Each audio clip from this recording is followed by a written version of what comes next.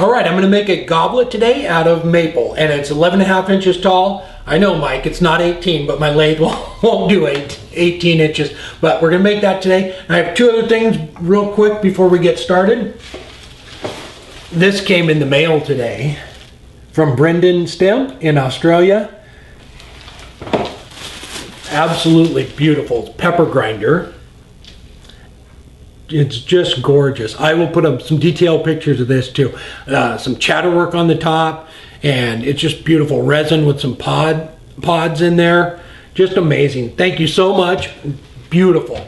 Okay, and the last thing is I got together with Craig at ChefwareKits. I was talking to him the other day. He is willing to give away coupons.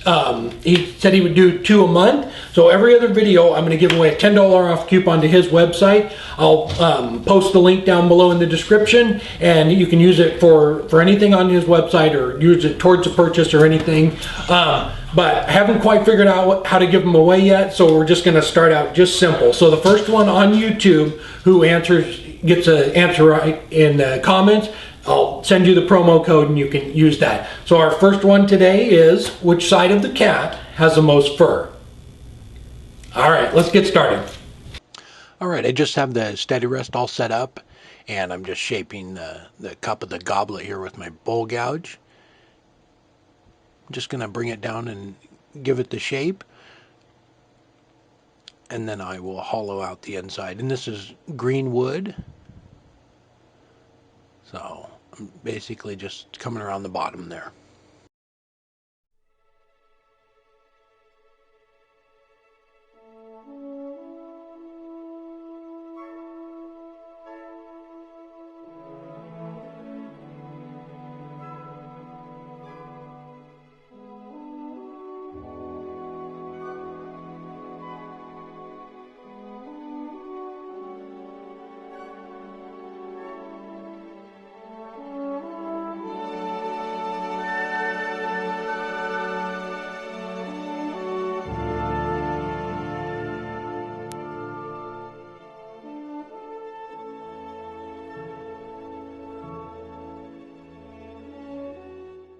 All right, I'm just going to hollow it out, and I'm using one of the tools that Paul Crabtree sent down. And this is the smaller one. It's more for small stuff like this or Christmas ornaments.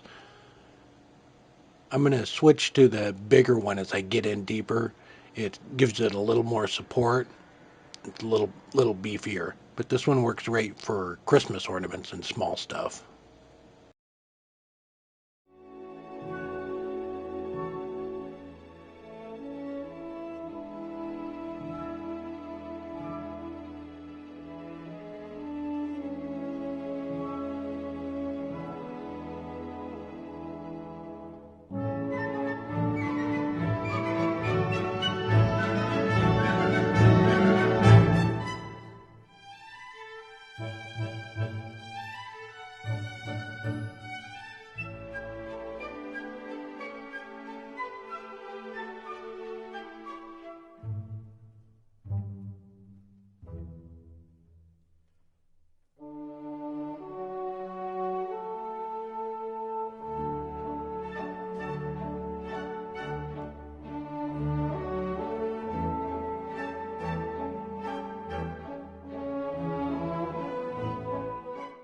And this one here is the one I was using when I hollowed out the carriage for the pumpkin.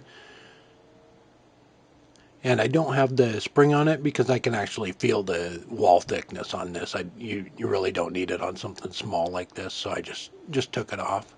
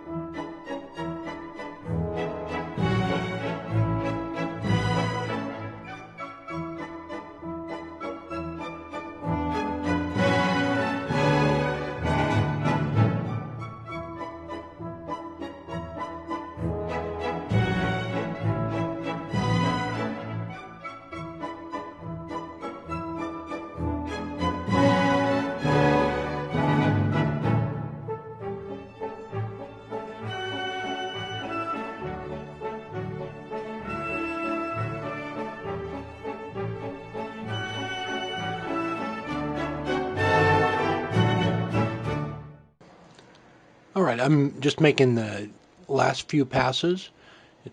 The wall thickness is about right where I want it. Just trying to clean up any little ridge that's in there so it's nice and even.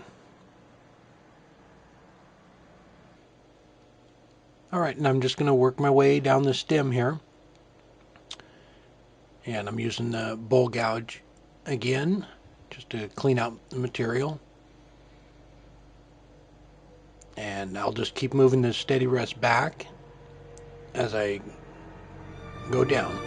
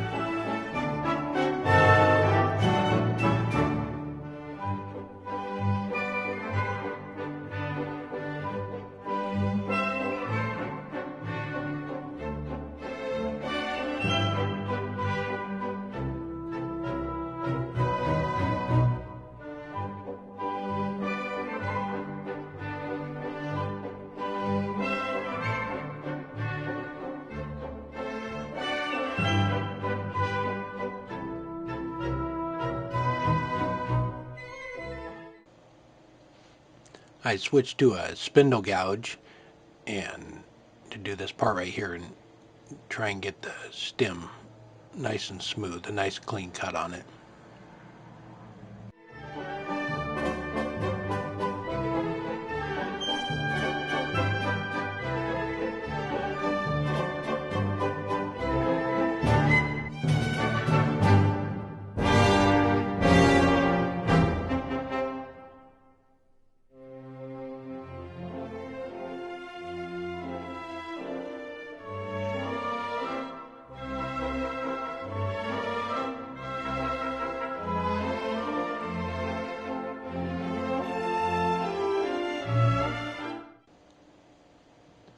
I decided to put a little bead about a quarter of the way down the stem just for a little bit of detail.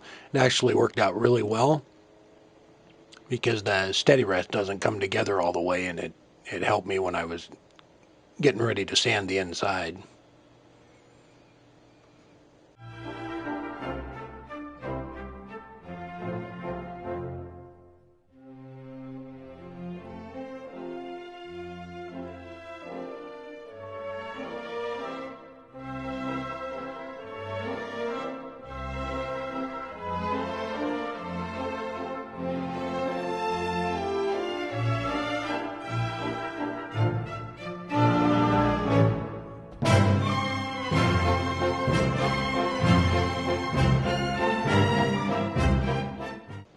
All right, are you ready for some fun? I didn't have the tailstock apparently up tight enough, and here we go. This is one of the advantages to working with wet wood. It's a little bit flexible.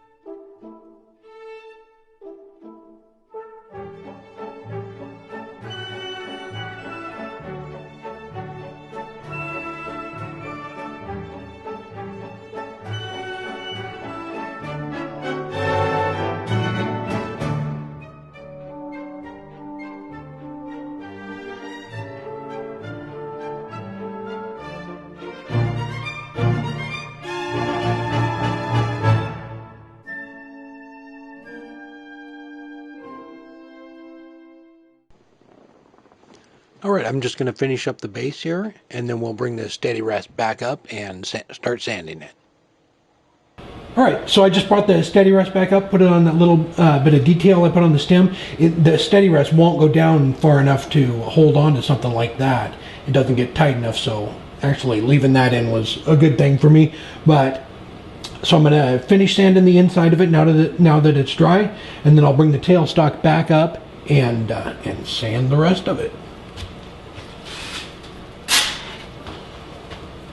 And I'm just going through the grits here real quick.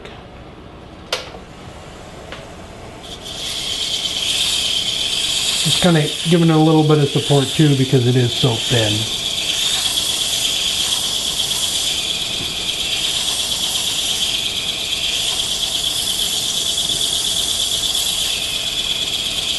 All right, I'm going to finish this up and then I'll sand the outside of it. Okay, I just brought the tailstock back up to support it. I'm going to go ahead and sand the outside of it now, and it has a little bit of a wobble in it, and I can't get it out. So I'm going to go nice and slow and make sure it sands more evenly than it would if it was a little bit higher speed.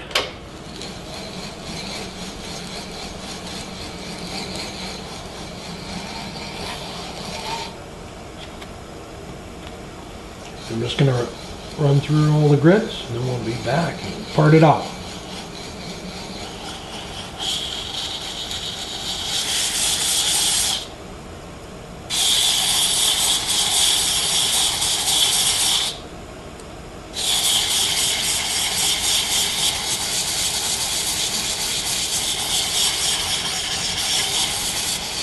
Okay, I'm just going to finish up with 600 here, and I just wanted to touch on sanding. I've gotten a few questions on it in the last couple of weeks. So the biggest thing you can do is your final cut on whatever it is. Keep that bevel writing on it and make sure it's a clean cut. That's eliminating the tears with your final cut is probably the biggest help. But another thing that works great, if your lathe is reversible, go back and forth. You know, sand this way with whatever, 180, and then when you move on to 220, turn it the other way, and that helps out a lot. It pulls the grain back and forth. And the other thing is, don't reuse your sandpaper. I know it's expensive, but if say you're going through the grits and you're reusing your 220 and you go from 180 to 220, it's not 220 anymore if you keep reusing it. This is 600, and as soon as I'm done with this, it's not 600 anymore. It grinds away at the grit. So if you go from 180 to 220 and you've reused that piece a couple of times and then jump to 320, that 320 grit is now trying to get out the 180 scratches that you put in before, because the 220 isn't going to get them out. So as you go through the grits, just make sure that you're sanding away the scratches from the grit before. So that was I just had a couple of questions on that, so I wanted to kind of clear that up. So let's finish it up here, and then we'll put a coat of beeswax over the whole thing. So, and two, I'll sand, half of this with this half of the sandpaper, and then what I do is, because it's not, it's grinding away at it, and this is 600, so it's not as important as some of the lower grits, but I always sand about half the piece with this side, and then I turn the sandpaper around when I move down to here, and then use the fresh grit on this side.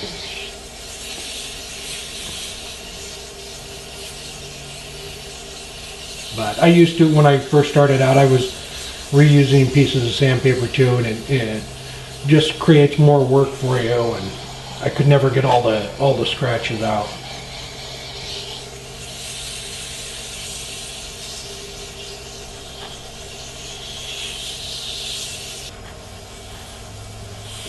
All right, so I just coat it on pretty good, and then turn the speed up and buff it. I'm not going to turn it up very high on this one. I'm already worried about it. It's got a little wobble in it, and I don't want it breaking on me now.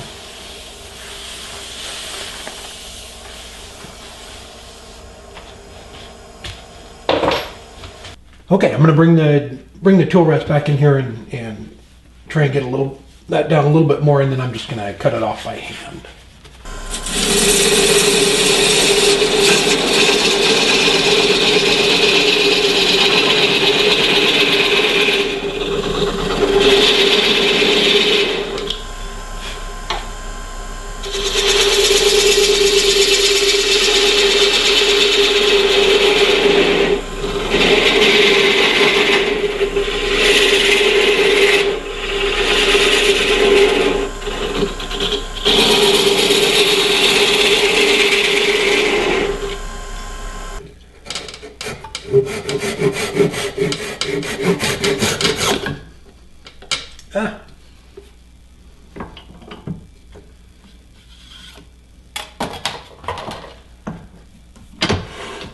All right, there we go. And I turned it green too, so it was a little difficult to finish the inside before I moved on. I had to let it dry. So if I was doing a dry one, it would have been easier, and you could have finished that and then moved on. But I think it turned out nice. I'll put some pictures of that up. And again, Brendan, thank you so much. It's absolutely gorgeous. Just beautiful. And if you haven't subscribed to Brendan's channel yet, it's Brendan Stemp. And I will put a link down below to his channel too. But thanks for watching, and don't forget to subscribe.